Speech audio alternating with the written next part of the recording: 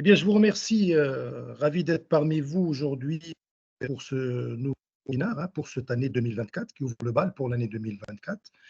Un webinaire qui est organisé par le groupe Tijari au Faban, plus précisément le marché des entreprises, avec son partenaire Roquity BPI France. Et pour celles et ceux qui ont l'habitude de nous suivre, donc c'est le même format.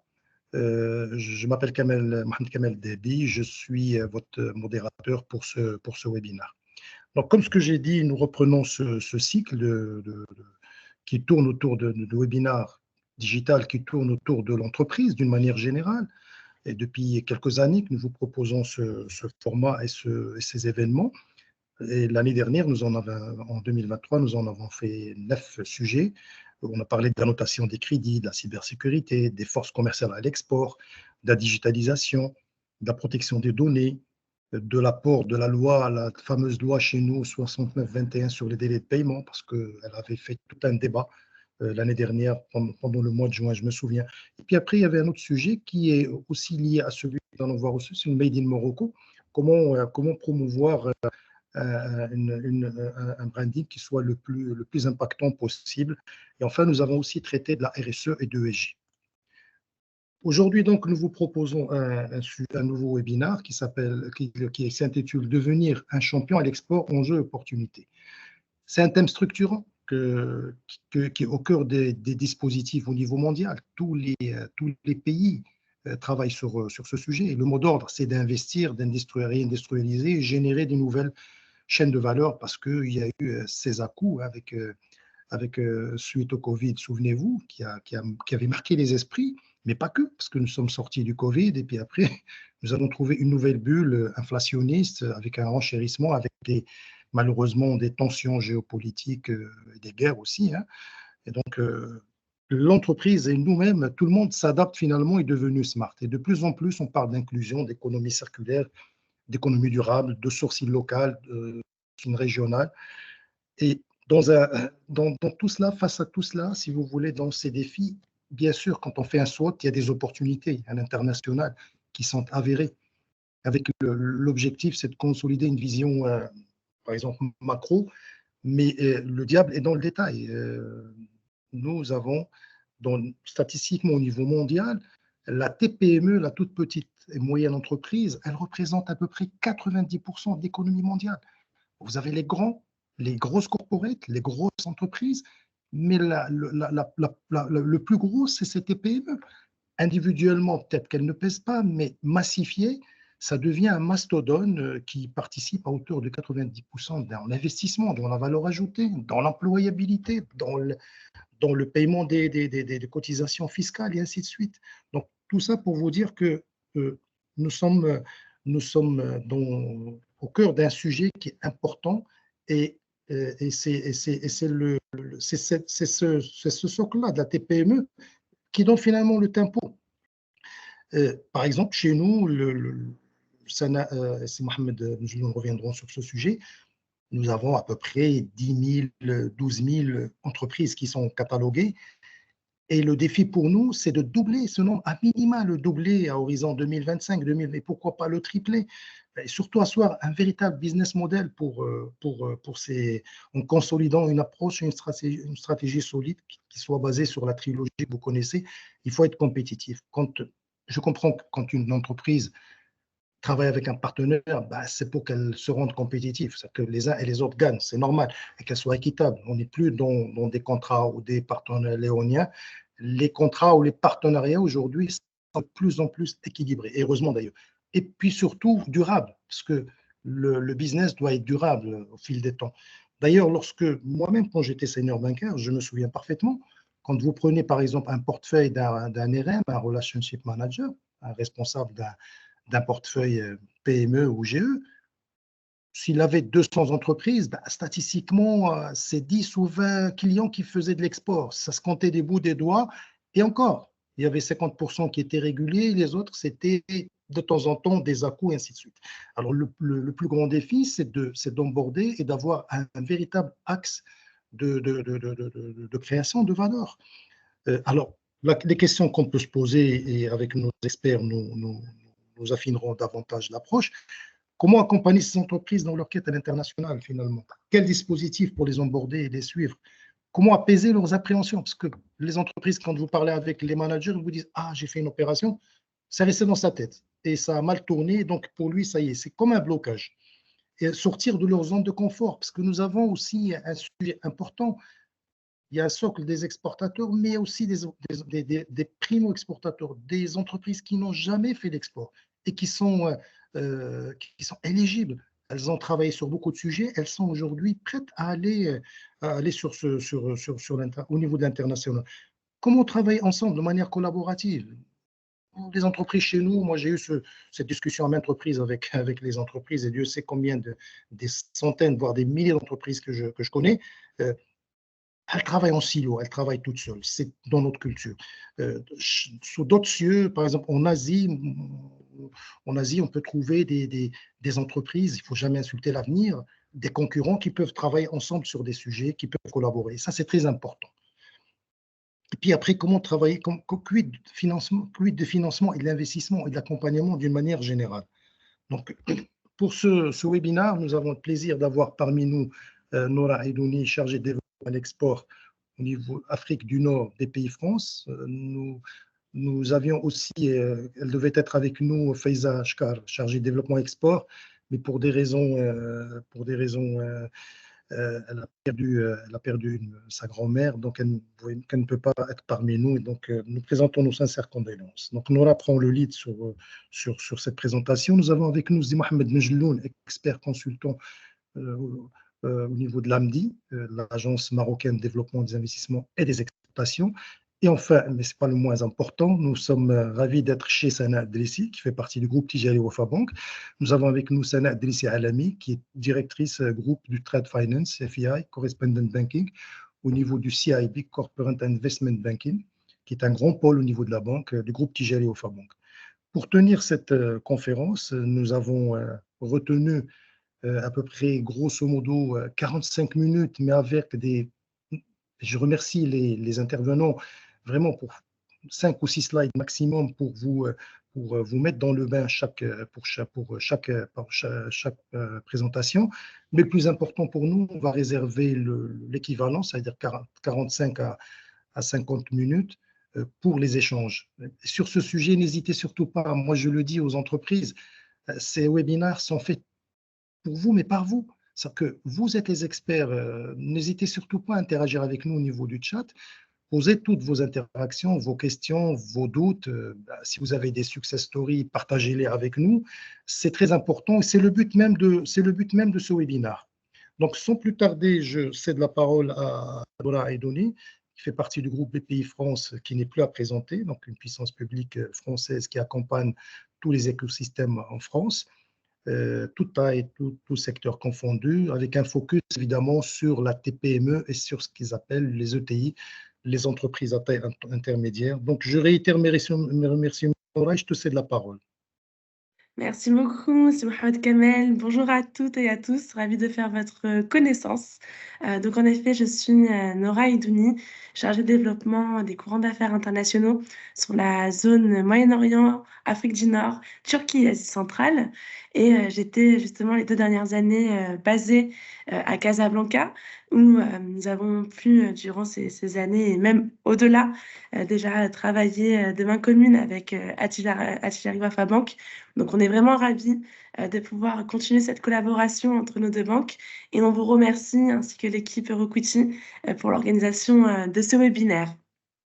Donc, pour l'intervention concernant BPI France, je vous propose dans un premier temps de vous faire une présentation de notre organisme bancaire et de vous présenter l'ensemble de nos solutions existantes pour les solutions de financement, d'investissement et de garantie des parcours internationaux.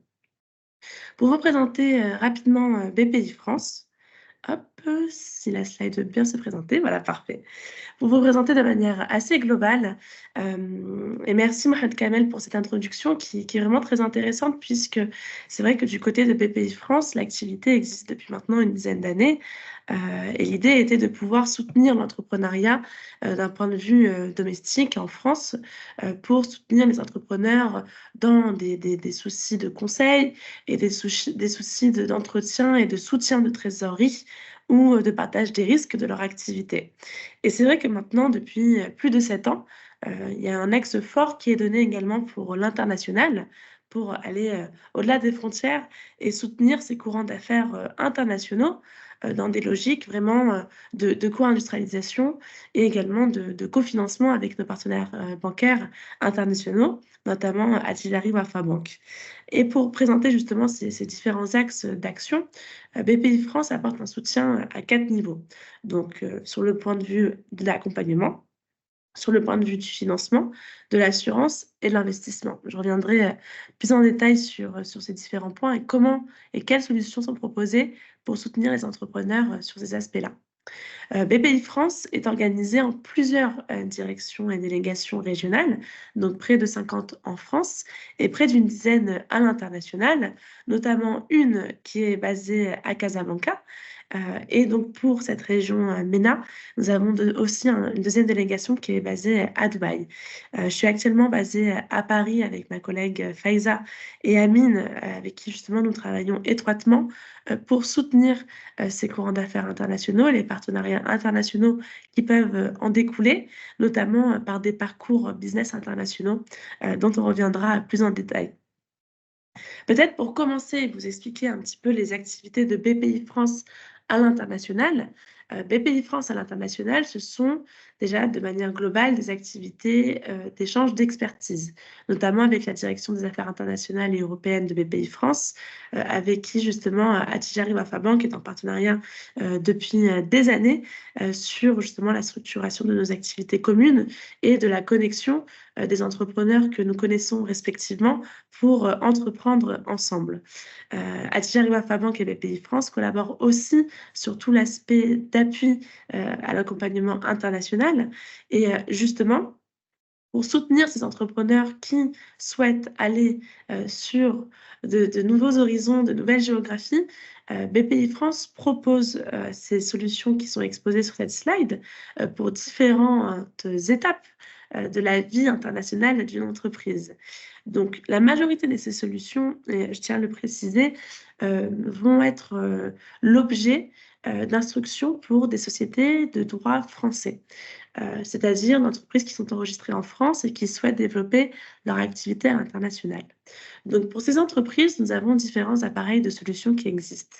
La première va vraiment intervenir sur le volet de la prospection. Une entreprise souhaite découvrir une nouvelle géographie, comprendre la compatibilité de sa solution avec un nouveau marché. Elle va vouloir justement découvrir ces nouveaux horizons.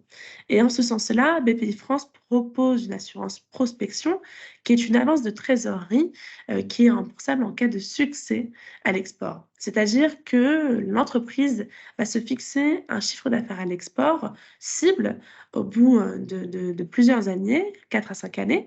Et à l'issue de ces années, on va faire le bilan et voir si cet objectif est atteint ou non. S'il est atteint, l'entreprise rembourse la totalité de cette avance, mais si ce n'est pas le cas, une partie est subventionnée justement par BPI France pour encourager les entreprises à aller à l'international et de partager ce risque-là en cas d'échec ou de non-atteinte d'objectifs. Donc vraiment, voilà, comme on disait au début, le but est de vraiment soutenir les courants d'affaires internationaux et d'y aller main dans la main vers l'international en se disant que oui, on est conscient que des risques peuvent exister, mais qu'on est là pour essayer de soutenir les entreprises qui veulent aller vers de nouveaux projets. Et en parallèle de tout ce soutien de trésorerie, on travaille aussi étroitement avec nos partenaires de la Team France Export, notamment Business France, les chambres du commerce et les CCEF, justement pour soutenir tout ce qui va être conseil, accompagnement, connexion et étude des marchés pour les entreprises qui souhaitent aller sur ces nouveaux horizons. Donc c'est vraiment pour cette première étape où on va pouvoir soutenir dans la prospection et la recherche de nouvelles zones géographiques. Dans un second temps, pour ces entreprises, on propose également toute une solution de financement, cette fois-ci dédiée à une implantation. Et finalement, cette solution va pouvoir aussi s'intégrer dans des collaborations de co-industrialisation. Je m'explique. C'est-à-dire que le prêt croissance international va financer une maison mère qui est basée en France pour financer la création de sa filiale, notamment au Maroc. Désolée. Et cette filiale-là peut être soit une filiale à majorité de part française, ou ça peut être également le financement d'une joint venture avec un partenaire marocain. Et dans ce cas-là, le prêt croissance international va pouvoir financer la partie du financement d'investissement français et va pouvoir soutenir justement ce projet de joint venture. Et ce qui est intéressant avec cette solution, c'est que vraiment, elle encourage les entreprises à aller sur le terrain et, comme on le dit communément, de devenir marocaine, de devenir africaine, en ayant une filiale sur place et être au plus près de ses partenaires. Et être aussi dans une logique de co-industrialisation où, finalement, pour les entreprises qui sont dans la production, relier l'ensemble de sa chaîne de production avec sa chaîne française et marocaine ou sa chaîne panafricaine. Ça peut être également des solutions de services qui seront internationalisées grâce à une filiale commerciale qui viendrait justement soutenir la commercialisation de ces solutions. Cette solution de financement est aussi liée à toute une panoplie de solutions de garantie. Donc c'est le petit point 5, la garantie de projet international, qui, elle, va venir soutenir l'ensemble des fonds propres qui vont être émis par la maison mère française à sa filiale jusqu'à 50%. C'est-à-dire qu'en cas de fermeture pour des raisons économiques de la filiale, Bpifrance pourra garantir jusqu'à 50% des fonds qui auront été assurés dans le cadre de cette filiale. Voilà pour vraiment l'aspect filialisation, implantation sur le marché international. Une autre solution qui est assez intéressante et qui, elle, va vraiment s'adresser aux partenaires marocains ou internationaux, c'est le fameux crédit export. Cette solution va venir s'adresser aux entreprises de droit internationaux qui ont des relations étroites ou qui cherchent à avoir des relations étroites avec des fournisseurs français pour venir justement apporter une solution de financiarisation. Et justement, Bpifrance va proposer à ce partenaire, prenons l'exemple d'un industriel marocain qui souhaite acheter de l'équipement français, Bpifrance pourra venir financer à partir d'1 million d'euros l'entreprise marocaine de l'industrie pour l'acquisition de ces fournitures. Ce qui est intéressant avec cette solution, c'est que une demande de 20% de part française est exigée. Le reste peut être une part locale ou une part étrangère dans le cadre de ce fameux crédit. Ce crédit a deux types de formats différents. Vous avez le premier format qui est un rachat de crédit fournisseur où entre 1 million d'euros et 5 millions d'euros, Bpifrance va procéder à un rachat de créances, c'est-à-dire que le fournisseur français va apprivoisonner dans un premier temps le financement et faire lui-même la créance jusqu'à livraison des équipements à son partenaire marocain. Et une fois que la livraison est effectuée, Bpifrance va procéder au rachat de cette créance. Cependant, si le financement est supérieur à 5 millions d'euros, nous ne serons plus dans une relation tripartite, mais dans une relation bilatérale où Bpifrance fera un financement direct auprès du client marocain, donc de l'entreprise, par exemple, industrielle marocaine. Donc voilà un petit peu un exemple de deux solutions de financement. Et tout comme le prêt croissance international, le crédit export est aussi accompagné de cette garantie, donc notamment l'assurance crédit en point 6, qui, elle, va permettre justement de sécuriser ce financement contre tout risque d'interruption de contrat ou de non-paiement du contrat. Donc voilà, vous voyez bien qu'en fait, au-delà de la partie financement, Bpifrance, qui est donc l'ancienne Coface Publique, a tout un enjeu aussi de garantir et de partager les risques sur les courants d'affaires internationaux et d'encourager les entreprises à découvrir ces nouveaux horizons. Et justement, au-delà d'une activité de garantie directe, BPI France propose aussi une garantie auprès de banques françaises et internationales dans le cadre d'émissions de caution ou de préfinancement pour les clients de ces banques. Donc, on pourra aller beaucoup plus dans le détail hein, en fonction des questions de ces solutions, mais voilà un peu un panorama des solutions que sont proposées par BPI France, d'une partie pour les entreprises de droit français et d'une autre partie pour les entreprises de droit international, avec notamment le financement de l'acquisition de fournitures françaises. Donc, ce qui est important aussi, au-delà du financement et de la garantie, c'est tout l'accompagnement qui peut être proposé par BPI France. Comme le disait Steve Mohamed Kamel, l'objectif est aussi de connecter les entreprises à l'international pour qu'elles puissent éventuellement adresser ensemble de nouveaux marchés. En l'occurrence, BPI France, avec la Team France Export, organise des parcours business internationaux qui sont sur un temps de 9 mois avec justement 4 temps forts qui seront expliqués plus en détail sur la slide suivante, mais qui vont vraiment permettre d'accompagner du début à la fin l'entreprise dans sa découverte de nouveaux partenariats internationaux jusqu'à la transformation de ces partenariats pour qu'ils deviennent vraiment concrets et tangibles et puissent vraiment déboucher sur des collaborations de co-industrialisation, de co-service ou même de co-innovation. Donc, en l'occurrence, la direction de développement international de BPI France propose 30 parcours business internationaux sur cette année. Et l'objectif est de vraiment préparer en amont les entreprises françaises qui s'apprêtent à aller à l'international avec des spécialistes de grande renommée. Et ces parcours sont vraiment plusieurs, on va dire, secteurs comme l'industrie, l'innovation, l'énergie, la décarbonation et vraiment plein d'autres comme ceux qui sont énumérés sur cette slide-là.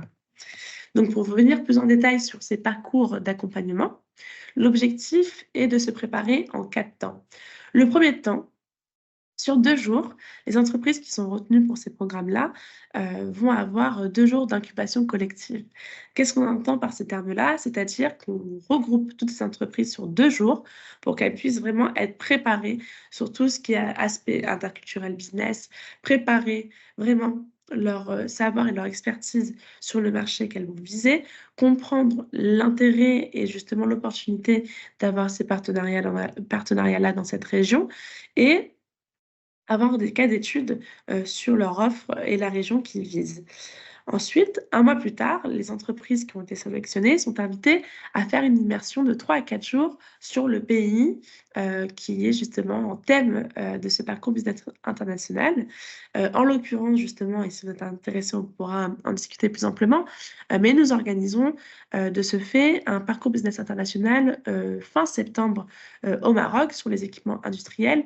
Donc l'objectif sera que ces entreprises sur place puissent rencontrer de potentiels partenaires industriels marocains avec qui justement elles pourront nouer de nouvelles collaborations, qu'elles soient en termes d'innovation industrielle ou commerciale, comme on le disait. Donc ces jours d'immersion vont vraiment permettre de créer cette connexion et savoir pour l'entreprise si oui ou non c'est adapté à sa stratégie et en l'occurrence, comment est-ce que le partenariat peut être profitable pour ces 2 entités, vraiment de manière respective, que les 2 entités françaises et marocaines y voient vraiment un enjeu win-win dans leur collaboration. Et enfin, à l'issue de cette prospection sur zone, les entreprises vont être regroupées une nouvelle fois sur place en France pour vraiment un atelier de suivi pour avoir leur brainstorming, avoir vraiment leur récapitulatif et leur reporting sur cette expérience-là et leur plan d'action sur les années qui vont suivre. Et un suivi personnalisé sera ensuite mis en place sur les mois à venir. Donc voilà, vraiment pour conclure sur l'aspect BPI France et l'apport du soutien à l'internationalisation. Déjà, de fait, de notre présence physique à Casablanca, au Maroc, cela vraiment témoigne de notre ambition, être vraiment dans un axe de co-industrialisation, de cofinancement, notamment avec notre partenaire bancaire, de co-investissement, parce que nous avons aussi une activité de fonds avec le fonds Averroès Africain, qui en fait permet à BPI France et Proparco de sponsoriser des fonds d'investissement africains comme Afrique Invest, Méditerranea, SPE Capital et bien d'autres d'entre eux pour in fine, prendre en participation, au capital de participation africaine, notamment marocaine, qui est d'ailleurs la principale exposition de ce fonds de fonds. Donc voilà, pour vous expliquer qu'on est vraiment dans une logique d'imbrication commune et même voir comment est-ce que ces stratégies d'imbrication maroco-françaises peuvent elles-mêmes s'adresser au marché africain ensemble ou au marché européen, puisque, comme on le disait, les solutions présentées sur la première slide sont des solutions proposées à des entreprises de droit français. Dès lors qu'une entreprise s'implante également en France, elle devient éligible à l'ensemble de ces solutions pour adresser l'export au sens large, que ce soit en Europe, en Amérique, en Asie ou en Afrique. Donc voilà pour mes points, j'espère n'avoir pas été trop longue Bon, merci et je reste beaucoup. Merci disponible. beaucoup. Merci beaucoup, Nora. Je reviendrai auprès de toi pour l'échange, bien sûr, Bien sûr. au niveau de la remontée des entreprises. Donc, n'hésitez surtout pas, chère entreprise, de poser toutes vos questions, vos interrogations. On est là pour ça. Merci beaucoup, Nora. Donc, Avec je grand cède plaisir. la parole. Merci beaucoup. Je cède la parole à Sidi Mohamed. Sidi Mohamed, la parole est à toi sur ce sujet. Donc, tu as entendu ce qu'a dit Nora sur BPI.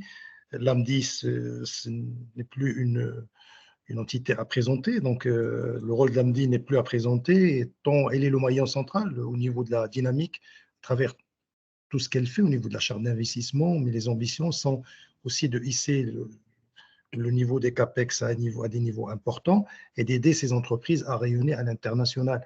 Il y a un vrai sujet aussi, je te cède la parole, Aziz Mohamed, il y a d'abord un prérequis, c'est-à-dire que ces entreprises, elles ont beaucoup de choses à faire, elles font beaucoup de choses, et il y a beaucoup de choses qui ont changé à des années, de la carbonation, de la taxe à l'UE, de la compétitivité, de l'IN, de l'industrie du futur, de l'ESG, de beaucoup de sujets, beaucoup de thèmes qui homologuent un petit peu le passeport de ces entreprises. Si Mohamed, je te remercie, je te cède la parole. Merci beaucoup. Merci beaucoup, Sidi Kamel. J'adresse tout d'abord mes remerciements à Tiveri Wafa Bank d'avoir donné l'opportunité à l'Agence marocaine de développement des investissements et des exportations d'animer ce webinaire auprès d'intervenants de BPI France et du pôle Trade Finance d'AWB. Ma présentation s'articule autour de 4 axes. J'aborderai tout d'abord le contexte mondial et les tendances des exportations, notamment marocaines. Si vous permettez, Tinina. Vous voulez que je partage? Oui, bien sûr. S'il vous plaît. Oui, Le deuxième axe se rapporte au réseau d'accords de libre-échange dont dispose le Maroc avec ses partenaires et amis commerciaux, et également les opportunités à saisir dans son marché. Et les troisième et quatrième parties seront consacrées à nos programmes. À nos programmes d'accompagnement. Oui, oui, c'est parfait. À nos programmes d'accompagnement à l'export, en l'occurrence Export Morocco Now et Export Morocco Now Women. Alors, s'agissant des tendances, la prochaine, s'agissant des tendances du développement mondial et des tendances des exportations marocaines, alors nous pouvons dire que le contexte global est favorable cette année 2024, puisque selon les prévisions de l'Organisation mondiale du commerce, le commerce mondial accusera une croissance de 2,6% en 2024 contre une régression de 3% en 2023. Le PIB de notre principal partenaire commercial, qui est l'Union européenne, croîtra de 1,4% contre 0,8% en 2023. Par ailleurs, 2024 coïncide avec la première année de mise en œuvre effective de la ZLECAf pour le Maroc. Et enfin, il y a la consolidation sur le plan interne de cette tendance favorable et de la politique d'ouverture déployée par le Royaume sous les hautes orientations de Sa Majesté le Roi Mohammed VI, que Dieu l'assiste. S'agissant du contexte actuel, il est donc de nature à renforcer les performances récentes des exportations marocaines, puisqu'elles ont évolué sur un rythme soutenu depuis 2004 au moins. Elles ont connu une multiplication par 5 du chiffre d'affaires à l'export jusqu'à 2023. Et au cours des 5 dernières années, les exportations ont marqué une croissance de 51%. Cette croissance a été portée par plusieurs secteurs. En premier lieu figure l'automobile, avec un chiffre d'affaires record à l'export en 2023 de 14 milliards de dollars US, faisant du Maroc le premier producteur de voitures particulières en Afrique. Et c'est donc le premier secteur exportateur marocain, avec un taux d'intégration de 65% et une croissance de 77% sur les 5 dernières années. Pour ce qui est de l'aéronautique, le chiffre d'affaires à l'export a évolué de 26% sur les 5 dernières années pour se hisser à plus de 2 milliards de dollars US en 2023, faisant du Maroc le premier hub industriel aéronautique en Afrique, avec plus de 140 opérateurs dans le secteur. Le secteur électronique et électrique a explosé, je m'excuse de l'expression, avec une progression de 132% sur les 5 dernières années, atteignant 2,4 milliards de dollars US d'export en 2023. Les services aussi contribuent à ces évolutions. Je ne vais pas parler du tourisme, c'est en dehors du scoop de l'AMDI avec l'artisanat et l'agriculture, mais plutôt des services digitaux qui ont connu un chiffre d'affaires à l'export en 2023 de 1,5 milliard de dollars US, faisant du Maroc la deuxième plateforme d'outsourcing sur le continent et également la deuxième plateforme en termes de recherche et développement, de sécurité électronique, d'ingénierie et d'intelligence artificielle. Pour ce qui est de l'agro-industrie, le secteur a connu une croissance de 33% sur les 5 dernières années, malgré les sécheresses répétitives ces 6 dernières années. Cette croissance est portée par 2100 entreprises et a permis de réaliser un chiffre d'affaires de 4,3 milliards de dollars US en 2023. Pour ce qui est du textile et cuir, l'évolution était également remarquable ces 5 dernières années, avec 23% de progression, et pour atteindre un chiffre d'affaires à l'export historique de 4,6 milliards de dollars US en 2023. Et le secteur pharmaceutique, pour ne citer que cela, et sachant qu'il y a également d'autres secteurs qui connaissent des percées remarquables à l'export, telles que les industries métalliques et métallurgiques ou bien la plasturgie. La pharmacie a connu une évolution de son chiffre d'affaires à l'export de 23% ces 5 dernières années, pour atteindre un chiffre d'affaires de 1,6 milliard de dollars US à l'export. Donc, la prochaine, s'il vous plaît. Donc, le contexte actuel est de nature à renforcer les performances récentes des exportations marocaines. Et je me permets de partager avec vous une conviction, c'est que les entreprises exportatrices marocaines ont la chance d'opérer dans un pays qui offre un accès préférentiel, voire en exonération de droits de douane, à une centaine de marchés qui totalisent 2,5 milliards de consommateurs grâce à son réseau d'accords de libre-échange. Et ce sont parmi les plus importants marchés au monde que cet accès préférentiel ou en exemption de droits de douane est accordé, à savoir l'Union européenne, l'Association européenne de libre-échange, qui compte la Suisse, la Norvège, l'Islande et le Liechtenstein, le Royaume-Uni de Grande-Bretagne et d'Irlande du Nord, la Turquie, la grande zone de libre-échange arabe, qui compte une vingtaine de pays arabes, l'accord d'Agadir avec l'Égypte, la Jordanie et la Tunisie, qui avec la Turquie, l'accord avec l'Association européenne de libre-échange et l'accord avec l'Union européenne constituent le réseau d'accords renforçant la coopération commerciale euro-méditerranéenne autour donc de la mer Méditerranée. en plus des accords bilatéraux avec les pays arabes, tels que les Émirats arabes unis, l'Égypte, la Tunisie. Et puis avec les USA, le Maroc est le seul pays africain à disposer d'un accord de libre-échange très avantageux.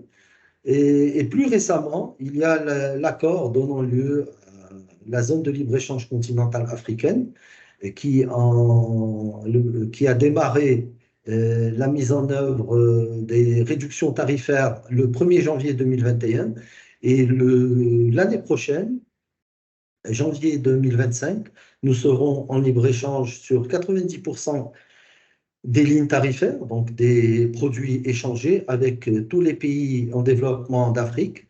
Et en 2030, en janvier 2030, nous serons en libre-échange sur 90% des lignes tarifaires avec l'ensemble des pays africains. La suivante, s'il vous plaît. Donc, en sus de ces accords de libre-échange, il y a le système généralisé de préférence qui accorde un accès préférentiel à des marchés très importants, tels que le Japon, l'Australie ou encore le Canada. Alors, comment devenir un champion à l'export grâce au programme d'accompagnement de l'AMDI? Il y a un premier programme qui est Export Morocco Now, qui prévoit un accompagnement sur 3 ans, donc de 2024 à 2026, et qui porte sur 4 axes principaux, à savoir l'analyse des marchés et des filières, qui met à la disposition des bénéficiaires des profils marchés, filières et des réponses à des questions ponctuelles en termes d'accès au marché. La promotion, la prospection et le démarchage, qui permet d'accompagner les entreprises bénéficiaires pour leur participation au salon, à l'international, aux foires spécialisées, aux rencontres B2B, aux incoming missions et visites. Et également les caravanes de partenariat économique, notamment sur les pays frères et amis africains. Le troisième axe se rapporte à l'accès au marché via le référencement dans les centrales d'achat et chaînes de distribution à l'international et via également l'identification des appels d'offres à l'étranger. Le quatrième et dernier axe se rapporte au renforcement des capacités à l'export via les ateliers de formation sur les aspects opérationnels de l'export.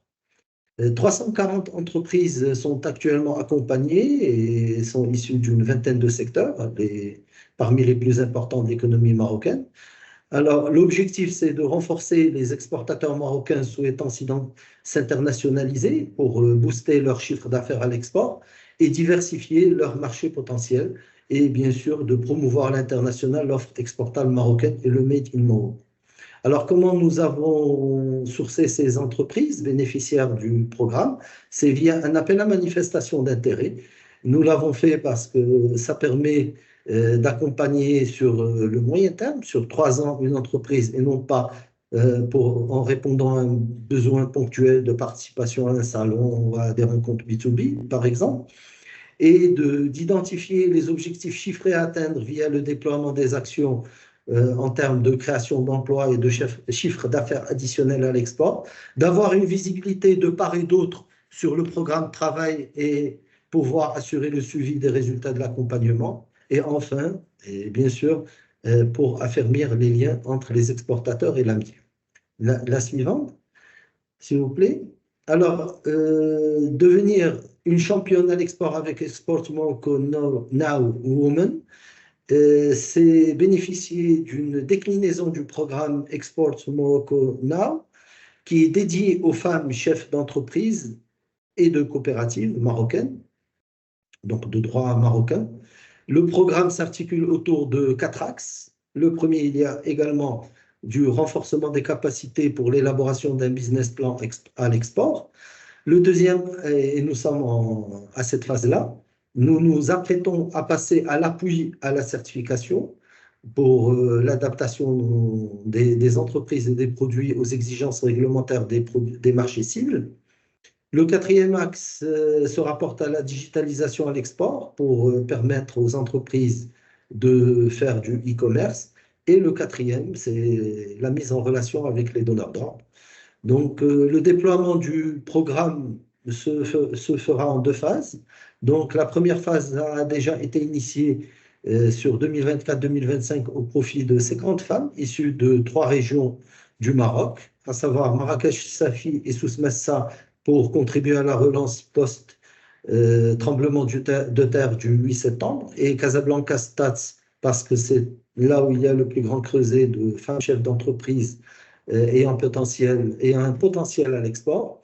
Et 2025-2026 sera la deuxième phase de déploiement du programme au profit de 50 femmes issues de 3 autres régions.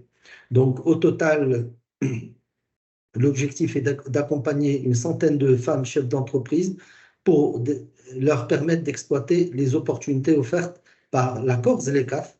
Donc, il y a 3 dimensions dans cet accompagnement. Il y a la dimension potentielle à l'export, la dimension genre et la dimension africaine. L'objectif, c'est de raffermir ou de créer de nouveaux liens avec nos partenaires et amis du continent. Et le programme se fait grâce à l'appui du Bureau sous-régional de l'Afrique du Nord, de la Commission économique pour l'Afrique. Donc, c'est un organisme onusien. Et les critères de sélection pour choisir les candidats au programme se rapportent au potentiel à l'export en emploi et chiffre d'affaires additionnel, le niveau d'intégration locale, la qualité de l'offre et le niveau de maturité à l'export, et enfin le niveau d'engagement en matière de développement durable. La suivante, s'il vous plaît. Donc, je vous remercie pour votre aimable attention et saisis cette occasion pour rappeler que l'AMDI accompagne les entreprises ayant un potentiel à l'export à l'international, mais également dans l'acte d'investir. L'AMDI assure la mise en œuvre effective de la nouvelle charte d'investissement qui vient d'être adoptée par le Maroc en décembre 2022 et qui octroie des avantages certains pouvant aller jusqu'à 30% du CAPEX, donc du chiffre d'affaires à l'investissement. Sinon, l'AMDI gère également la foire internationale de Casablanca. Et je vous remercie pour votre aimable attention. Merci beaucoup, Azdi Mohamed, pour cette présentation qui est très claire, limpide pour l'intervention, pour tout ce qui est export et les incentives et tout le dispositif d'accompagnement. On en a parlé tout à l'heure et on reviendra avec toi sur ce sujet, sur le degré au niveau de maturité des entreprises sur tous ces sujets, parce qu'on ne peut pas décréter l'export, mais il faut se préparer sur tous ces sujets. Et c'est le soutien. Et puis, ces entreprises, ces 340 entreprises qui feront, Inch'Allah, des émules au niveau notamment au niveau de tout ce qui est accompagnement de ces femmes entrepreneuses, Inch'Allah, au niveau. Merci beaucoup. Sana, je te cède la parole. Je suis sincèrement désolé de t'avoir laissé, mais pas le moins important, parce que tu nous fais le plaisir de nous accueillir chez toi au niveau du groupe Tijari Wafa Bank. Sana, je te connais depuis 20 ans. Tu portes ces thématiques au sein du groupe avec tes équipes et Tijari est un leader dans ses branches d'activité, ambition d'aller plus loin avec ses partenaires. Moi, je connais ton point d'amplitude sur ces sujets, ta passion qui t'anime. Et j'ai toujours en tête, Anna, je ne l'ai pas oublié les nombreuses fois où tu te démenais avec moi pour trouver des solutions. Tu es une solutionneuse et tu as toujours été toujours avec un mindset de trouver des solutions. Je ne l'oublierai jamais. Sana, je te remercie sincèrement et je te cède la parole. Merci beaucoup. Merci beaucoup Kamel. Je dirais bienvenue quand même à tous les participants qui nous suivent depuis quelques minutes maintenant. Que dire de plus que toutes ces informations délivrées par mes collègues depuis le début démontrent quelque part notre mobilisation et notre engagement pour le sujet de l'export. Et puis notre intelligence collective, c'est d'être réunis aujourd'hui et partager ça avec un grand nombre de participants. Vous l'avez vu, autant BPI France est arrivé avec des solutions pour l'entreprise française, mais aussi pour l'accompagner dans son développement export. Bon, quand on dit export, forcément, quelque part, il y a de l'import. il y a de la collaboration et du partage. Et elle a même précisé qu'une entreprise marocaine qui décide de s'installer en France, ben forcément devient éligible à tous ces programmes-là. Et comme vous l'avez suivi avec Si Mohamed, l'AMDIE a des dispositifs multiples renouvelés, déclinés, je dirais, aujourd'hui pour faire en sorte qu'on arrive à capter l'intérêt et susciter cette dynamique de l'export chez les opérateurs marocains. Bon, en tant que banque, je dirais, en tant que banque, nous sommes confiants, à l'aise et de conseiller nos clients et partenaires qui agissent de s'orienter sur l'export. Alors, les deux raisons majeures, je dirais, elles sont un peu naturelles. D'abord parce que nous sommes leaders dans le domaine de l'export, de l'import, ainsi que de l'accompagnement des exportateurs, et ça depuis de plusieurs années. D'ailleurs, notre portefeuille est riche de clients qui sont devenus des champions de l'export, et nous avons eu la chance et le privilège de partager cette histoire avec eux et d'y contribuer, c'est dire notre responsabilité. Et la deuxième raison, c'est que Tijari Wafa Bank elle-même est un champion de l'export, des services bancaires et financiers, et cela depuis plus de 20 ans, depuis qu'on a entamé notre stratégie d'internationalisation qui nous a permis de nous positionner en tant qu'investisseurs et développeurs dans 14 pays en Afrique. Aujourd'hui, 40% de nos revenus émanent de nos activités internationales. Donc, de champion national, nous sommes devenus un champion africain. Et j'ai envie de dire aux participants, faites-nous confiance. On connaît le sujet, on le pratique et on espère le maîtriser. Alors forcément, l'export, c'est une ADN aujourd'hui au cœur de notre stratégie. Puis, nous sommes convaincus de son levier pour le développement. Et pour un acteur économique comme Tijari Wafa Bank, non seulement au Maroc, mais dans tous les pays où nous sommes présents, c'est très important. Alors, nous avons eu sans cesse, tout au long de ces années, tu as dit qu'on se connaît depuis de longue date, plus de 20 ans, et depuis, je dirais, plus de 30 ans, le sujet de l'export est éminent et toujours brûlant sur mon bureau avec mes collègues et mes partenaires. Alors, pour nous, le challenge en tant que banque, c'est toujours d'accompagner dans le meilleur moment et puis surtout, toujours être dans l'innovation et l'actualité. Et notre challenge, c'est d'être dans la réponse des besoins de nos clients qui ont cette orientation et qui pensent que l'export, et qui sont convaincus comme nous, est une solution de pérennisation de leurs activités et de positionnement. Donc, l'actualité chez Tijari Wafa Bank aujourd'hui, c'est le programme DevExport.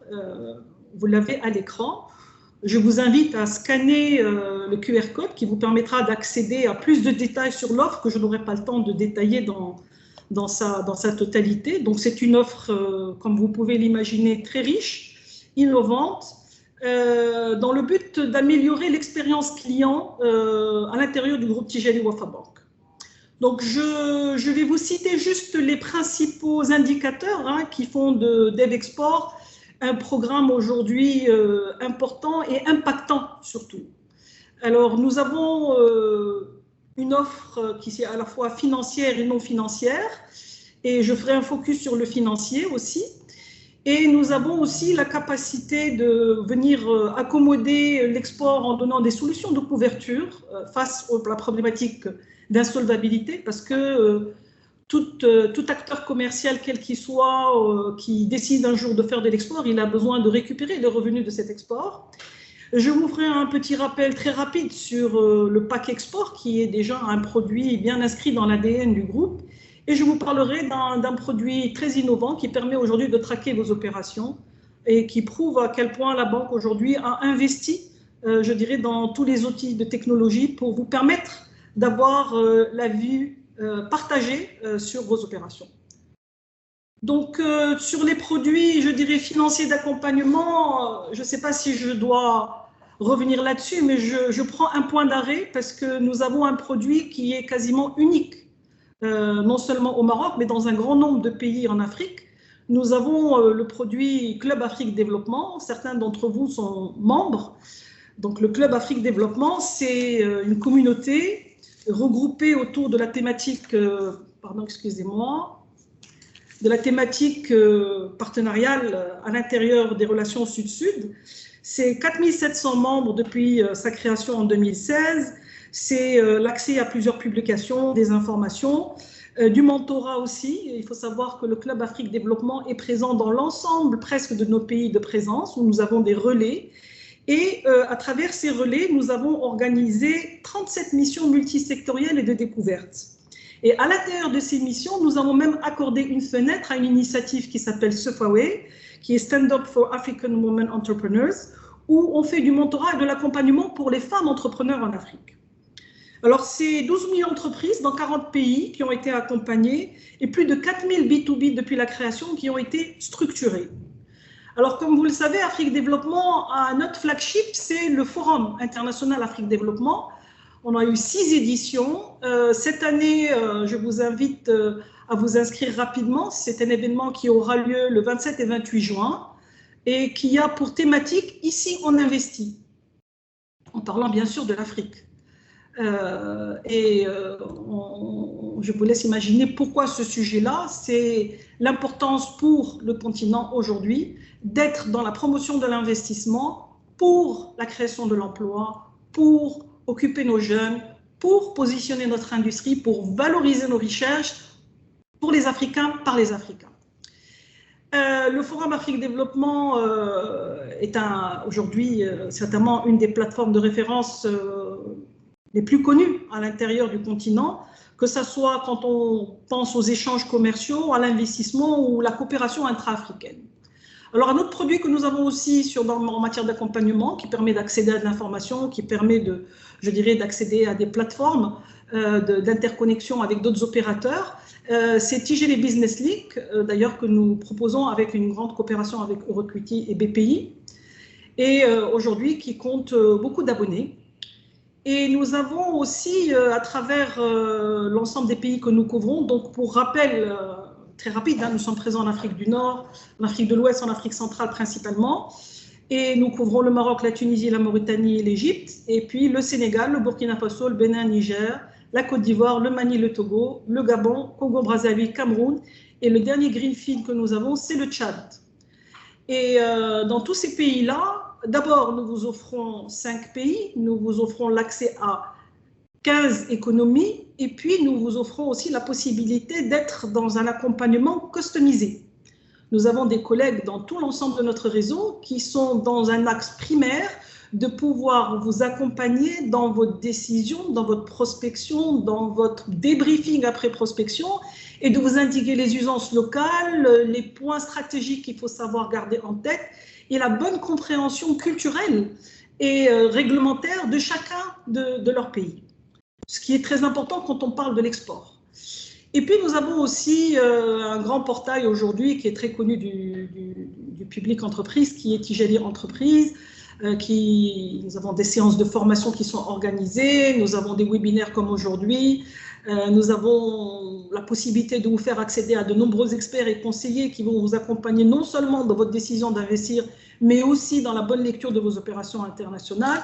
Et puis nous avons aussi notre hub européen et hub africain, qui est Tijani Bank Europe, qui centralise dans ses activités, je dirais, l'ensemble des opérateurs qui s'adressent à l'Afrique sur le sujet de l'export et qui, eux, interviennent, je dirais, pour un peu vous donner la bonne je dirais, interprétation de l'intérêt qui est accordé par les exportateurs européens sur l'Afrique. Voilà. Et ne pas oublier l'histoire quand même que l'Europe reste le premier partenaire du continent. Donc voilà pour ce que je pourrais annoncer sur l'accompagnement non financier. Bien sûr, c'est notre métier de base, nous sommes une banque, nous finançons. Et pour les exportateurs, nous finançons non seulement l'investissement, mais aussi le besoin en fonds de roulement, le fonctionnement, qui est très fortement impacté par des solutions d'acné, de couverture de factoring, de préfinancement, de mobilisation en devises, et puis surtout de garanties qui viennent accommoder et faciliter un peu les opérations des exportateurs. Et nous avons bien sûr toujours une approche différenciée pour stimuler et encourager davantage l'initiative de l'exportateur. Nous avons aussi des solutions qui permettent un peu de sécuriser les ventes et l'export, qui se matérialisent principalement aussi par une offre de factoring à l'export, qui allège, comme vous le savez, les postes clients, qui vous permettent un peu de vous tranquilliser de ce côté-là, et qui permet aussi de pouvoir accéder à de larges correspondants locaux et internationaux pour pouvoir avoir la meilleure interprétation du risque que vous avez dans la réalisation de vos activités. Et tout dernièrement, je suis très heureuse de vous annoncer que nous avons lié une grande collaboration avec le groupe Allianz et principalement Allianz Trade, qui aujourd'hui nous permet de répondre à une question qui a été très souvent répétée par nos opérateurs clients, à savoir comment se couvrir principalement sur l'Afrique. Donc aujourd'hui, avec Allianz Trade, nous avons des solutions de grande proximité qui vont nous permettre de répondre de manière beaucoup plus efficace. Et d'ailleurs, ce sujet est tellement important pour nous qu'on prévoit dans les prochains jours de vous inviter à une session dédiée, en coopération bien sûr avec Allianz, pour vous décrire un peu le fonctionnement de ces couvertures, mais aussi de vous indiquer quels sont les pays et les opérations qui sont concernées par cette collaboration que nous avons mis en place en votre faveur.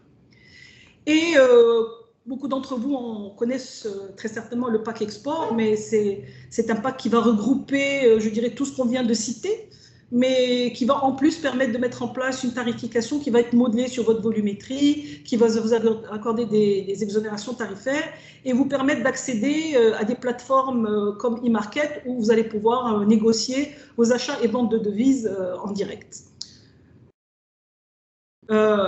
Et pour finir, comme je vous l'avais bien précisé, le groupe qui est aujourd'hui très innovant, très investi dans la transformation, tous les jours essaie d'acquérir de nouveaux produits et services qui vont vous permettre, en tant qu'opérateur, de pouvoir être dans une expérience allégée, facilitée. Et un de nos derniers produits mis en place, c'est Tigeli Swift Track. C'est un tracker qui vous permet, que vous soyez dans une position d'exportateur ou d'importateur, de suivre le règlement de vos opérations et de vos rapatriements. Voilà. Donc, je pense que je vais pas en dire plus. Je préfère aussi attiser votre curiosité et je vous invite encore à scanner ce QR code pour aller découvrir pratiquement et dans le détail l'offre globale d'Evexport qui aujourd'hui non seulement nous drive aussi parce que ce n'est qu'une étape.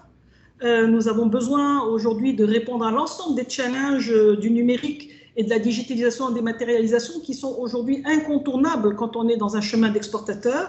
Et nous, en tant que provider de services et de financement pour nos clients, pour nos prospects, pour nos partenaires, sans oublier les banques avec lesquelles nous travaillons. Vous savez, le groupe aujourd'hui a la chance d'avoir un portefeuille de plus de 1500 banques à l'international. Et ces banques sont aujourd'hui, je dirais, nos partenaires pour que les opérations que vous domiciliez chez nous puissent trouver les meilleurs relais à l'international. Toute opération en bout de chaîne, une banque étrangère, en émission ou à la réalisation, et sans ces partenariats et sans ces banques-là, on ne pourrait pas vous offrir des services compétitifs, on ne pourrait pas vous servir avec beaucoup de transparence et puis surtout vous fournir de la qualité et surtout sécuriser un peu et beaucoup l'ensemble de vos opérations. Voilà, donc je reviens aussi sur un aspect qui est très important quand on est exportateur et je voudrais bien mentionner le fait que nous tous, opérateurs privés et publics, nous travaillons énormément à l'interfaçage de nos parcours et de nos connexions de plateformes et autres avec tous les autres intervenants. Et comme l'a mentionné tout à l'heure longuement notre cher ami Si Mohamed, nous avons un objectif commun en tant qu'Africains qui est celui de la ZLECAf. Et la ZLECAf, comme vous avez pu le suivre, c'est un marché de 1,3 milliard de consommateurs. C'est l'Afrique pour les Africains avec une très forte intégration. Et le challenge pour nous tous, c'est de pouvoir créer les passerelles qui vont nous permettre de communiquer entre nous. Et c'est pour ça que beaucoup d'entre vous aujourd'hui, par exemple, utilisent les services de Portnet. Donc, ça suppose que nous sommes connectés avec Portnet, que nous travaillons avec eux sur les autres projets d'interconnexion, que nous sommes connectés avec la douane, que nous sommes connectés avec le kiosque d'échange, parce que nous avons besoin aujourd'hui de dématérialiser des GTL pour acquérir de la fluidité, de la sécurité de transfert de données et beaucoup de transparence. Et une fois que ces solutions aujourd'hui digitales et numériques nous permettent d'améliorer ces intercommunications à l'intérieur du Maroc. Forcément, le challenge prochain, c'est de pouvoir partager cela avec les autres pays africains qui ont rejoint la ZLECAf. Voilà, donc c'est les messages que je voulais vous communiquer en vous rappelant bien sûr l'engagement pris par le groupe aujourd'hui d'être votre partenaire et de continuer à vous servir. Et je pense qu'on peut commencer, si tu le veux bien, Kamel, la séance des questions, parce que ce qui m'intéresse, c'est quelles sont les questions actuelles qui intéressent nos collaborateurs, nos partenaires et nos clients. Bien sûr, merci beaucoup, Sana, pour ces questions. Moi, on reçoit, nous sommes une société de commerce de poissons, donc qui importe dans plusieurs pays et souhaitons exporter vers des marchés africains. Nous avons besoin de communiquer. Nous avons besoin de communiquer aux responsables. Nous avons besoin, j'ai bien entendu, pour trouver des solutions de paiement à nos clients. Je comprends parfaitement. Il y a une autre question aussi, Sana, qui était posée sur une PME qui est dans l'aéronautique qui dit que nous sommes confrontés à beaucoup de difficultés, rigidité de l'office d'échange, paiement à l'international, les cautions bancaires. Quelles solutions proposez-vous? Finalement, on est dans la relation au-delà de l'international. Ça veut dire que je suis une PME qui est dans un centre d'affaires ou un centre d'entreprise au niveau de Tijari Wafa Bank. Comment est géré mon compte? Qui gère mon compte? C'est ça en fait. Ça veut dire que c'est cette relation. Je te laisse répondre sur ces deux questions si tu veux. Oui, bien sûr. Pour la deuxième question, je répondrai tout simplement bienvenue dans le monde de l'international. Ah oui. Personne n'a dit que partir à l'international était plus facile. C'est sûr. Voilà, donc ça suppose une extension de RAM. C'est sûr. Dans la tête et dans le physique. Voilà. Et l'essentiel, c'est qu'aujourd'hui, on puisse interpréter avec vous ces chocs que vous ressentez et peut-être l'incompréhension de voir que la réglementation ne permet pas ceci, cela, etc. Qu'il n'y a pas une bonne visibilité pour vous, mais on est là, justement, je l'ai bien précisé tout à l'heure. L'offre DevExport, c'est une offre qui accompagne très en amont de la réflexion d'exporter, qui suppose déjà qu'on fait une analyse, le client, le prospect, le partenaire, il doit analyser ses forces, ses faiblesses, le pourquoi de cette action d'aller à l'exportation. Et avec lui, on peut bien sûr venir définir et l'accompagner sur plusieurs volets. À la fois sur l'opportunité de ce qu'il pense être une activité export réussie demain. Et pour cela, je pense qu'ils peuvent se connecter directement sur notre site et accéder de manière très digitale déjà à un certain nombre d'informations. Et la façon la plus naturelle d'être dans cette proximité d'inter-échange bilatéral, c'est d'aller vers leur chargé de compte et de lui demander, bien sûr, de l'accompagner sur ce sujet. Il pourra les diriger vers les experts que nous avons pour pouvoir répondre à une multitude de questions.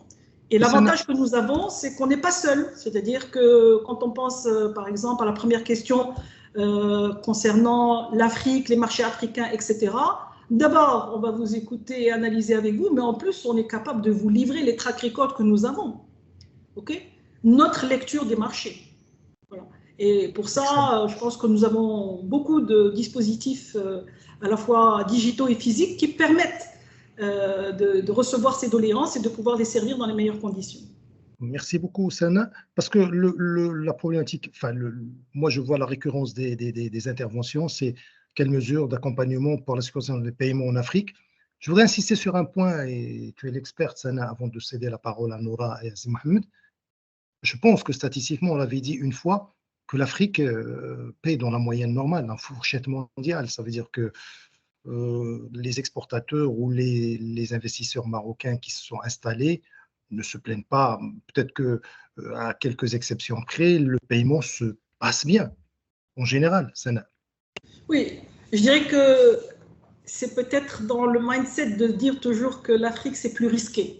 Exactement. Voilà. Parce qu'on allie les risques politiques, pays et autres avec le risque commercial, ce qui est tout à fait naturel. Enfin, je veux dire, si on n'a pas au moins cette photo en fond d'écran, c'est qu'on a raté quelque chose.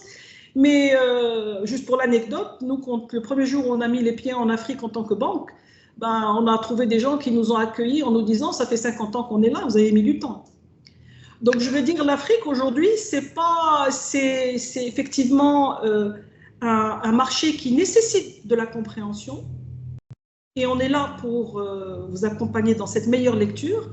Mais à chaque fois qu'il y a des événements sur l'Afrique, et quels que soient les salons, quand vous êtes participant, vous allez vous rendre compte que la minorité, c'est les Africains dans le salon.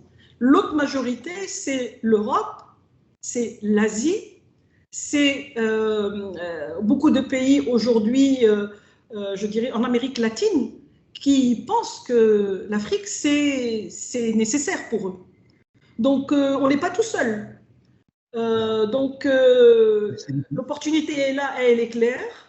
Maintenant, c'est sûr et c'est clair qu'on a toujours besoin d'être sécurisé et on a plusieurs offres à vous faire dans ce sens-là. Bien sûr, il y a les formes de contrat, il y a les formes de paiement. Est-ce qu'on fait un paiement direct? Est-ce qu'on fait un paiement par crédit documentaire? Est-ce qu'on le fait avec une garantie? Je veux dire, la déclinaison de toutes les formes de paiement, on est à votre disposition pour vous permettre de les assimiler. Ensuite, après, vous avez tous les incoterms et la façon avec laquelle vous devez faire cet export. Et puis, vous avez aussi tout l'aiguillage que vous devez mettre en place. Est-ce que je passe par tel port? Est-ce que je prends un conteneur de telle quantité ou autre? Est-ce que je redistribue ou je rassemble? Enfin, je veux dire, il y a beaucoup de questions. On ne pourra pas répondre à toutes d'entre elles, mais au moins, notre particularité, c'est au moins d'être dans la livraison d'informations pertinentes pour mieux comprendre les marchés, les outils pour pouvoir mettre en place des contrats commerciaux qui soient, je dirais, les plus sécurisants, et la bonne interprétation des outils. Parce qu'il y a des pays où, si vous arrivez en disant « moi, je vais faire un crédit documentaire », on dit « non, merci, c'est bon, nous, ici, on travaille à 100% en open account ». Okay, et donc, vous êtes en déphasage toujours. Voilà. Merci beaucoup, donc, Sana. Il n'y a pas une solution, il y a des solutions parce qu'il y a des marchés, différents secteurs et autres. Zé Mohamed, merci beaucoup, Sana. Zé Mohamed et Nora, si vous pouvez réactiver vos caméras. Merci beaucoup de nous rejoindre. Nora, merci beaucoup. Donc on est directement passé à la discussion. Nora, j'ai une question. Je vais vous poser les questions qui reviennent. Nora, on a parlé de l'accompagnement et de l'incubation de BPI France. Quel est le profil type d'une TPME ou d'une ETI chez vous qui réussit à l'export finalement? Ça, c'est une première question. Et puis, comment s'opère ce suivi? Tu as parlé tout à l'heure on a noté 9 mois, je crois, hein, dans une immersion, dans un accompagnement. Mais est-ce qu'il y a une garantie ou est-ce qu'il y a une suite? Ça veut dire qu'on évalue ce que font ces entreprises finalement sur le terrain. Est-ce qu'il y a un contrat qui est signé pour voir s'il y a vraiment une logique de résultat derrière? C'est très important. Et y a-t-il un accompagnement terrain, ça veut dire dans ces pays cibles? Zé Mohamed, la question qui se pose au niveau de l'AMDI, qui est un catalyseur et qui est un maillon central, quel est l'impact attendu de cet accompagnement de ces 340 entreprises? Il y a des objectifs, des ambitions derrière qui sont attendus. Et aujourd'hui, comment vous évaluez l'offre marocaine versus les concurrents sur ces marchés cibles, notamment en Afrique et tout ça? Est-ce que, à chaque fois, je le martèle, j'imagine une entreprise marocaine comme étant dans une classe prépa, étoile. Elle est avec les Islandais, avec tout le monde. Est-ce que le jour d'examen, comme on dit en arabe, est-ce qu'on va passer l'examen, on va être décrié? Ça veut dire, est-ce que nous sommes aujourd'hui en phase avec ce qui se passe au niveau de cette concurrence? Et une troisième question, une dernière question, Zé Mohamed, quid des donneurs d'ordre? Nous avons des donneurs d'ordre. Je pense l'OCP, pour ne pas le nommer, par exemple, qui est un mastodonte et qui a un écosystème fournisseur et qui a un supply chain et tout ça. Est-ce que, par exemple, des entreprises qui travaillent avec l'OCP au Maroc peuvent être tentées d'aller l'accompagner un petit peu partout? Ça veut dire qu'il n'y a plus de frontières, ça veut dire qu'on est en mode agile et qu'on travaille avec l'OCP. Bon, je sais que l'OCP va aussi travailler avec les entreprises locales ailleurs, mais est-ce que ces entreprises peuvent aussi faire le pas? Et ça, les questions qui se posent aussi, qui viennent, c'est que ces entreprises qui sont en partenariat avec le groupe Tijalio Famong depuis des décennies, aujourd'hui, quelle lecture fais-tu du volet export? Comment tu le vois et comment tu vois son évolution? Comment tu vois cette trajectoire et comment booster finalement ce volet au regard de tout ce qui se passe? Est-ce que ces entreprises, est-ce qu'on leur dit, venez, commencez, il y a un T égale 0, il faut commencer, il faut commencer à faire des opérations, venez nous voir, travaillons ensemble, la main dans la main, pour que nous puissions démystifier, comme ce que tu as dit tout à l'heure, sortons un petit peu, et puis, comment les convaincre? Tout à l'heure, tu parlais de quelque chose d'important. Moi, quand j'avais, par exemple, je le disais au départ, quand j'avais un portefeuille, si j'avais les mêmes clients, je travaille avec les mêmes clients, donc je peux être décrié encensé. Ça veut dire que si mes clients répondent et si j'ai la part de marché avec ces clients, bah, je suis dans la bonne fourchette. Ben, sinon, la réponse est non. Est-ce que vous êtes d'accord? Ça veut dire que l'export, c'est une aventure, on a tous insisté sur ce point, mais c'est des revenus supplémentaires. Ça veut dire que tout ce que je peux faire, à un certain moment, va venir nourrir mon deal pipe. Est-ce que vous êtes d'accord? Je vous cède la parole, donc chacun à tour de rôle. Je commence par Nora. Très bien. Merci Nora, en tout cas vas-y. pour ces questions. Merci beaucoup. Alors, plusieurs critères globaux de réussite à l'export. Déjà, nos chargés d'affaires internationaux qui vont conseiller les entreprises vont essayer de leur permettre de filtrer leur stratégie à l'export pour qu'ils aient une vision claire sur les pays dans lesquels ils souhaitent justement s'exporter, s'internationaliser. Parce que c'est vrai qu'on peut avoir des ambitions d'aller sur plusieurs pays à la fois, des fois quand on est primo-exportateur, de tester plusieurs marchés. Et finalement, le fait de ne pas se concentrer sur quelques pays ne va pas pouvoir justement de mettre en exergue toute cette stratégie internationale. Donc généralement, les entreprises qu'on voit le plus réussir à l'international, ce sont celles qui ont cette vision claire de cette stratégie et qui ont quand même une vision long terme sur les différentes régions dans lesquelles elles souhaitent se développer. Donc ça, c'est le premier point. Deuxième point, une fois qu'elles ont déjà un peu identifié ces pays-là, c'est l'analyse et la compréhension qu'elles en ont. Donc toutes les études de marché approfondies qu'elles pourront faire et le fait aussi d'adapter son offre à son marché. Parce qu'une offre qui fonctionne en France ne va pas forcément fonctionner dans tous les pays. Il y a des adaptations réglementaires à faire, ou bien même des adaptations à faire en termes de s'adapter aux besoins à de nouveaux partenaires internationaux. Donc il y a tous ces enjeux de flexibilité et méthode agile, comme vous disiez, Mohamed, à mettre en place quand on s'adresse à l'international et de nouveaux marchés. Enfin, en tant que banque, ce qui est certain, c'est d'avoir cette capacité financière à adresser ces nouveaux marchés. Donc déjà d'avoir cette santé financière assez saine, d'avoir la trésorerie minimum suffisante, mais aussi avoir cette capacité à mobiliser ces financements si jamais l'entreprise a envie de diversifier le financement de cette internationalisation, si elle veut ne pas le financer uniquement qu'en fonds propres. Donc avoir aussi cet enjeu-là d'être un facteur assez solvable auprès des partenaires bancaires ou même des investisseurs. Et un sujet qui pourra aussi permettre aux entreprises qu'on accompagne généralement de vraiment se différencier et de réussir, c'est tout l'aspect innovation.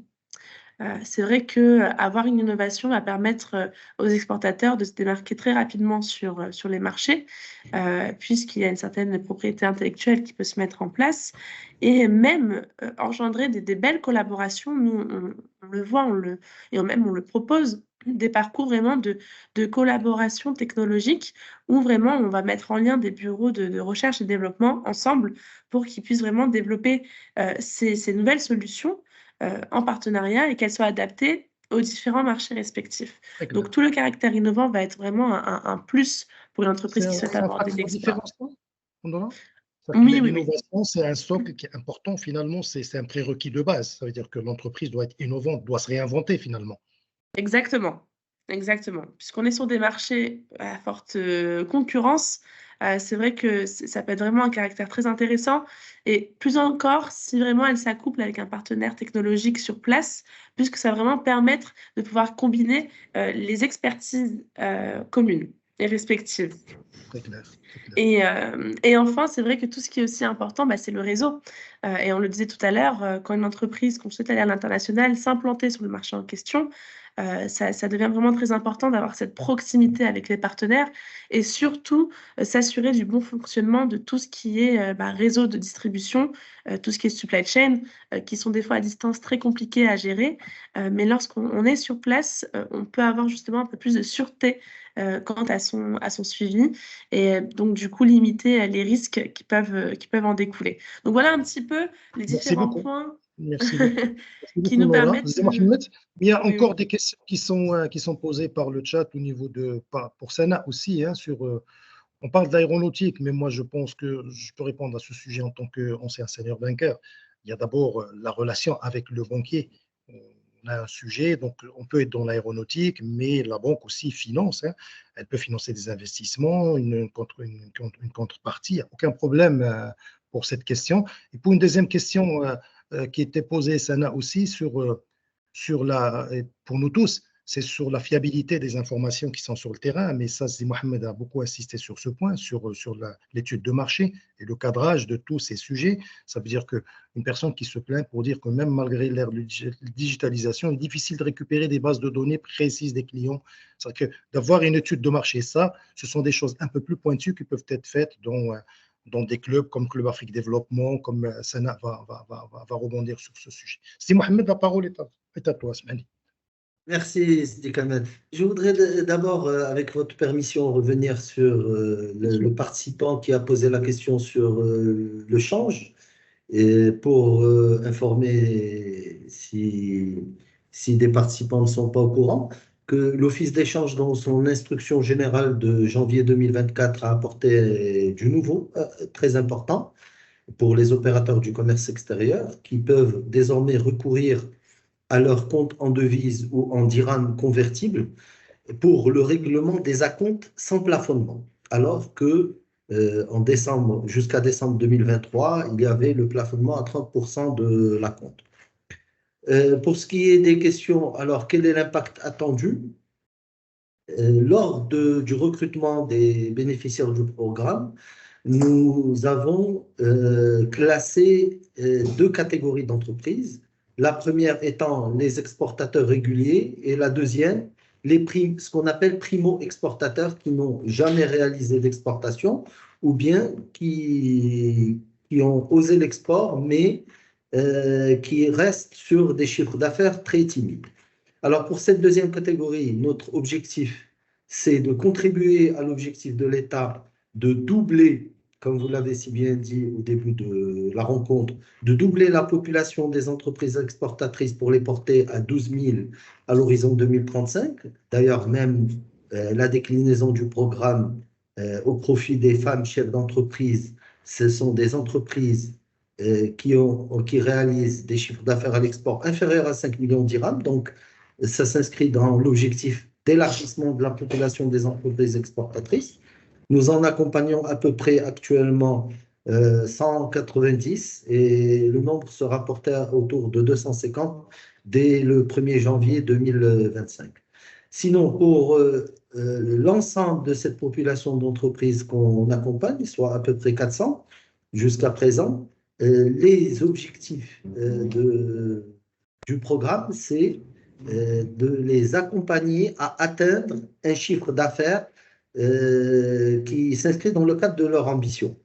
Et ce chiffre d'affaires devrait générer la création d'emplois supplémentaires.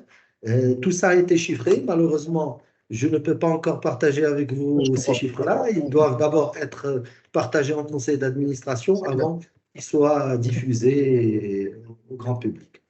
Pour ce qui est de la deuxième question sur l'offre marocaine, il faut d'abord préciser que l'entreprise marocaine et également le consommateur sont imprégnés de plus en plus par les normes et la pénétration des normes est indéniable dans notre tissu industriel et également dans notre consommation au quotidien. Et ça pousse les entreprises à produire des biens et services de qualité alignées aux normes mondiales. puisque les normes marocaines sont certes adaptées aux spécificités marocaines, mais elles sont puisées d'une littérature internationale, et donc nous sommes connectés au monde grâce aussi aux normes marocaines. Et grâce aussi au réseau d'accords de libre-échange, ces aspects nous confèrent à nos biens et services une compétitivité certaine. C'est d'ailleurs pour ça que nous avons pu multiplier par 5 nos exportations vers le monde au cours des 20 dernières années, mais nous avons également multiplié par 9 pendant la même période, donc au terme des 2 dernières décennies, de 2004 à 2023, nous avons multiplié par 9 nos exportations vers l'Afrique. Et cette zone de libre-échange continentale africaine devrait nous permettre de renforcer davantage les liens, aussi bien à l'export mais à l'import, puisque le Maroc aussi fournit cet effort de démantèlement des droits de douane pour encourager les opérateurs marocains à se sourcer davantage auprès de leurs homologues africains et faire, comme le disait Madame Idrissi tout à l'heure, Madame Idrissi, faire en sorte que les liens se raffermissent davantage avec nos partenaires et frères africains. Sinon, pour votre dernière question, vous faites allusion aux locomotives à l'export. Exactement. Ils sont concrets ici. Est-ce qu'il y a une continuité à l'international?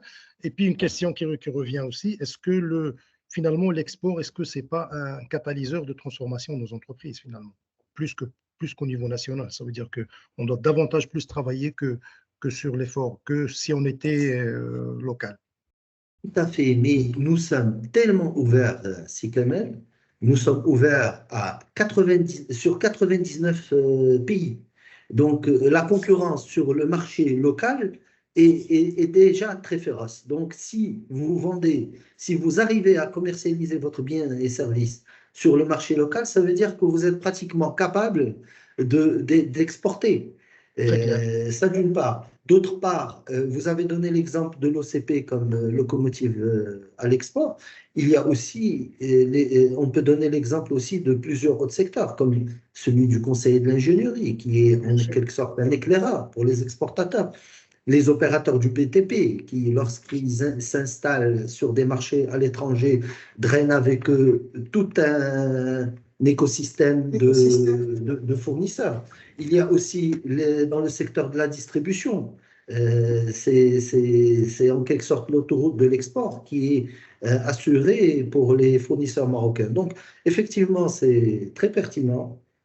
L'AMDI travaille pour que ces locomotives à l'export puissent bien fonctionner.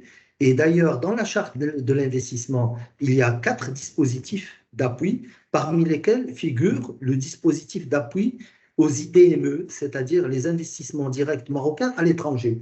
Et l'objectif de ce dispositif, c'est d'accompagner les investisseurs marocains à l'étranger, mais dans un esprit gagnant-gagnant, pour générer également de l'export et aussi de la création de la valeur ajoutée et de l'emploi au niveau marocain. Merci beaucoup, Zi Mohamed. La parole est à toi, Sana, avant de conclure. Vas-y, Sana. Écoute, moi, je vais rebondir sur la dernière intervention de Zi Mohamed par rapport à la question que tu as posée sur les locomotives de l'export. Est-ce que c'est catalyseur? Oui, bien sûr que c'est catalyseur. D'ailleurs, nous avons les champions de l'export, mais nous avons les champions qu'on voudrait voir accompagnés de leur équipe. Et aujourd'hui, l'équipe n'est pas uniquement une équipe à l'intérieur de l'écosystème, mais elle doit s'intégrer aussi dans un sujet qui est celui de la ZLECAf, parce qu'on peut trouver des solutions d'intégration régionale dans différents secteurs d'activité. Je vous donne un exemple d'une discussion qu'on a eue pas très longtemps par rapport justement au premier provider de l'export marocain, à savoir le secteur automobile. Nous avons plusieurs entreprises internationales qui sont présentes pour nous permettre d'accomplir cet exploit d'être un des premiers exportateurs d'automobiles en Afrique. Et nous avons des pays en Afrique aujourd'hui qui sont de grands producteurs de caoutchouc et nous avons des producteurs de bois. Et nous avons aussi la capacité de pouvoir donner à partir de l'Afrique des composants qui vont venir compléter l'écosystème je dirais, du secteur automobile tel qu'il est aujourd'hui, dynamique et provider d'emploi et de richesse et de valeur ajoutée pour le pays. Donc, c'est concret tout ça. C'est pas, je dirais, on n'est pas en train de parler d'une utopie. On est en train de parler de quelque chose qui est, je dirais, accessible, mais en plus, dans cette intégration africaine. Donc, oui, les champions, oui, catalyseur, je signe 3 fois, et provider je dirais, est susceptible de pouvoir encourager des petites structures à accompagner, on peut aller vraiment dans des filigranes très fins.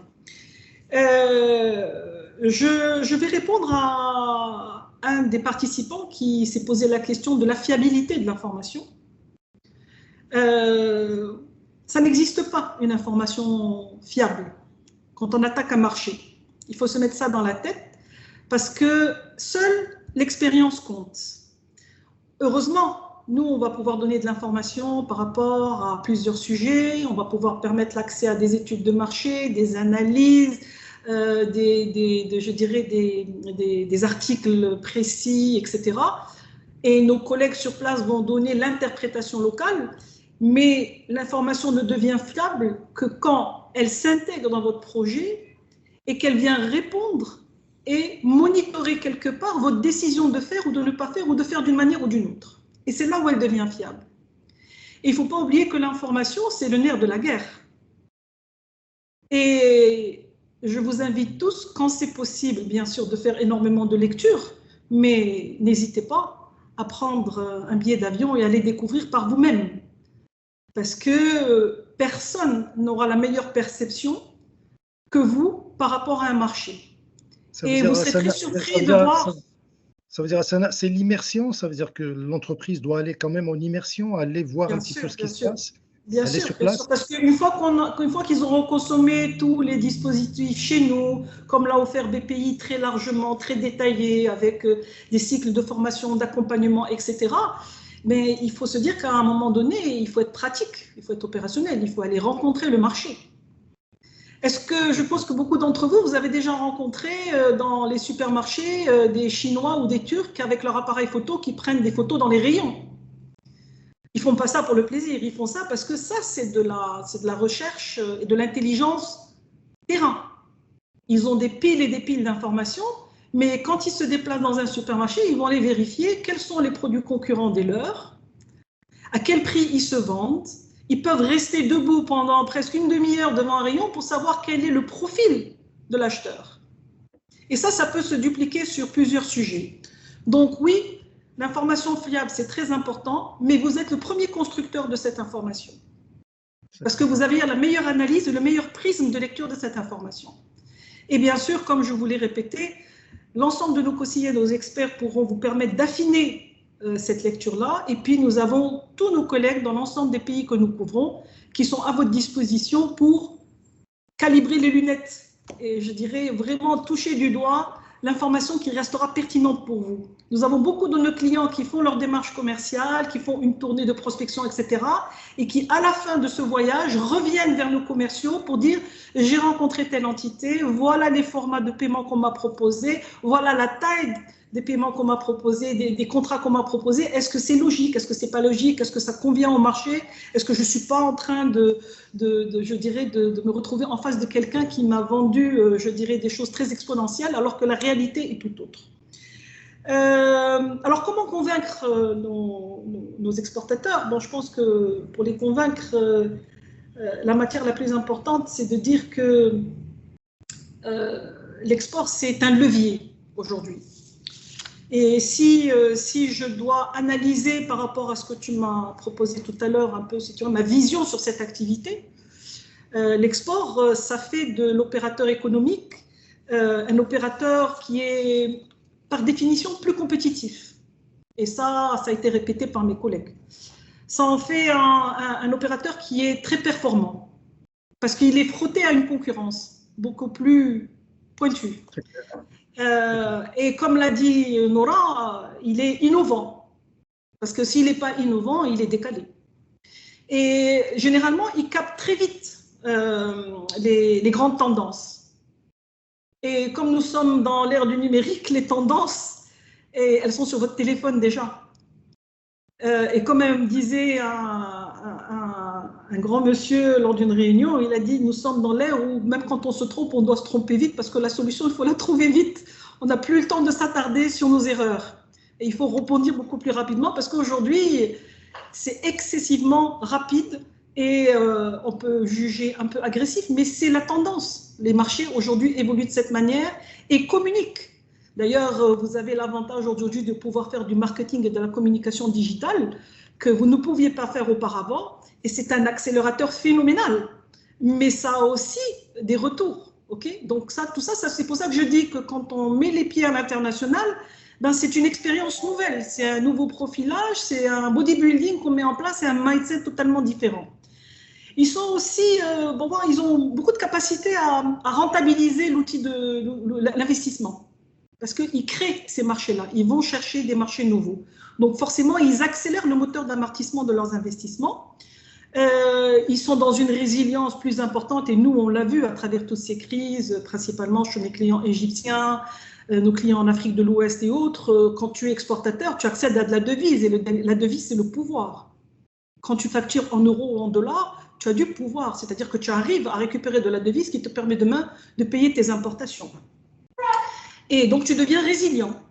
Okay, tu deviens résilient. Et quand tu es exportateur par rapport à une activité marocaine fondamentale et historique, ben, tu crées de la diversité et donc, tu as une meilleure absorption de tes risques. Et puis, généralement, toute cette construction génétique de l'export, ça te permet d'être dans une longévité plus importante dans tes activités. C'est-à-dire que tu n'es pas enfermé dans ce que tu fais pendant des années pour un marché bien précis et facile d'accès qui est le Maroc. Je ne dis pas que l'activité purement locale est facile, je dis tout simplement qu'elle reste marocaine et donc maîtrisable avec tous les impératifs et tous les défis que ça a pour l'opérateur économique. Et puis, on a des skills qui se développent. Si on n'a pas de curiosité culturelle, on n'a rien à faire à l'export.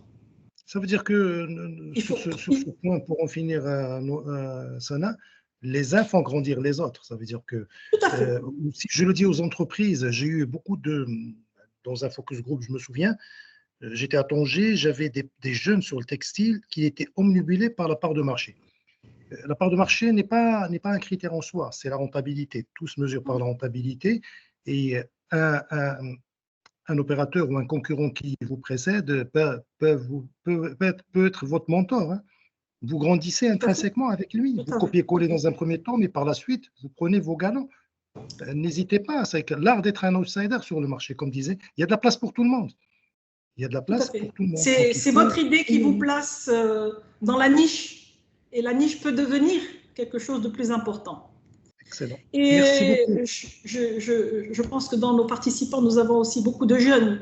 Ce que j'ai envie de leur dire aussi, c'est que l'export, ça apporte aussi à nos collaborateurs et à toutes aux forces vives à l'intérieur de l'entreprise beaucoup de fierté. Quand on fait de l'export, on est fier. On s'est dit, ah, j'ai réussi. Mon produit, il est sur tel marché. C'est aussi patriotique, parce qu'on parle même de l'économie patriotique. Ça veut dire que c'est quand même un visa à l'international quand on voit nos entreprises rayonner à l'international. C'est quand même quelque chose qui upgrade le pays d'une manière générale. Exactement. Vous êtes des ambassadeurs, vous serez des ambassadeurs. Ben, nous sommes tous des ambassadeurs du Maroc à l'international. Ça, c'est... et donc, je te disais, dans cette nouvelle génération aujourd'hui, on cherche beaucoup de sens quand on travaille dans l'accomplissement, beaucoup plus que les générations passées. Et quand on est dans l'activité export, on est tellement confronté à des choses nouvelles que ben forcément, on arrive à mesurer cet apport qu'on fait et le positionnement qu'on donne à l'entreprise, si on est l'investisseur, l'actionnaire principal, minoritaire, le collaborateur qui travaille les week-ends, celui qui se réveille la nuit quand tout le monde dort parce que son opérateur, eh ben, il est dans un créneau horaire totalement différent. Donc vraiment, on est dans un environnement qui permet aussi aux générations d'aujourd'hui de se projeter dans ce monde qui est aujourd'hui beaucoup plus facilement accessible pour eux qu'il ne l'était, je disais, il y a 10, 20, 30 ans. Voilà. Merci beaucoup, Sana, pour ton intervention. Maintenant, je commence par Nora, puis c'est Mohamed et Sana. Un mot pour la conclusion, Nora? Merci en tout cas de nouveau pour l'organisation de cette séquence. Un mot pour la conclusion, c'est d'oser l'export. C'est vrai que c'est pas un exercice qui est toujours facile, surtout quand on a son marché domestique qui est assez bien développé, pas encore. Mais voilà, ça peut être aussi une belle opportunité d'agrandir son marché. Donc voilà, en tout cas, vous avez des organismes bancaires, d'assurance et des structures d'accompagnement extra-financier qui existent pour vous conseiller. Merci beaucoup, Nora. Zé Mohamed?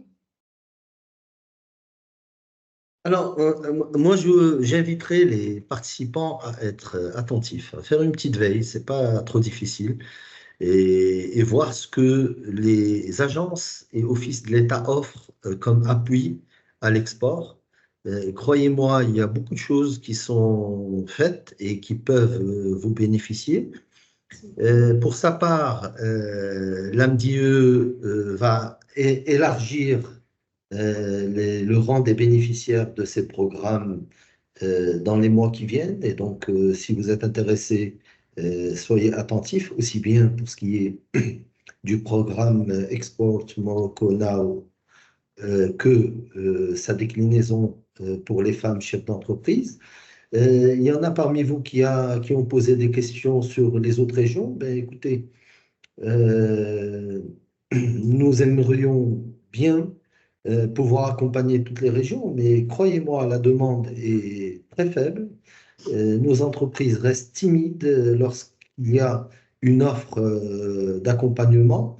Je suis en train de vous titiller justement pour que vous manifestiez, et parce que les budgets alloués par l'État sont énormes, mais croyez-moi, souvent ils ne sont pas entièrement alloués.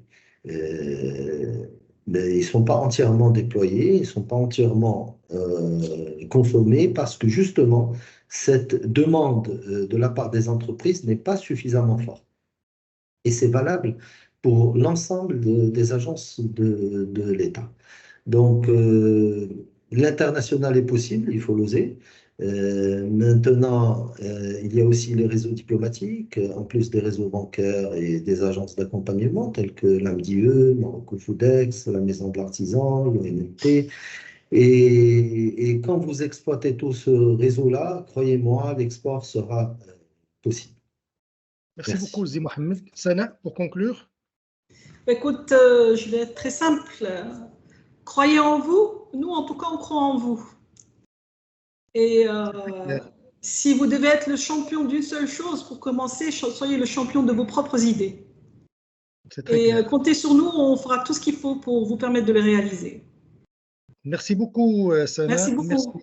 Merci Nora, merci Zé Mohamed, merci Sana pour vos brillantes interventions. Merci à l'assistance de nous avoir suivis. Merci à tous les participants. J'espère que vous avez pris du plaisir et affiné vos connaissances et les consolider.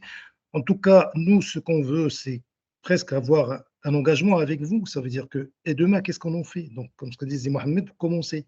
Sana l'a dit, Nora l'a dit, l'ont suffisamment répété. Commençons par changer des choses et focuser sur des choses. Si vous êtes dans une entreprise où vous n'avez pas beaucoup d'export et que vous êtes curieux, commencez par faire un groupe de travail et commencez par incentiver à mettre des choses en place.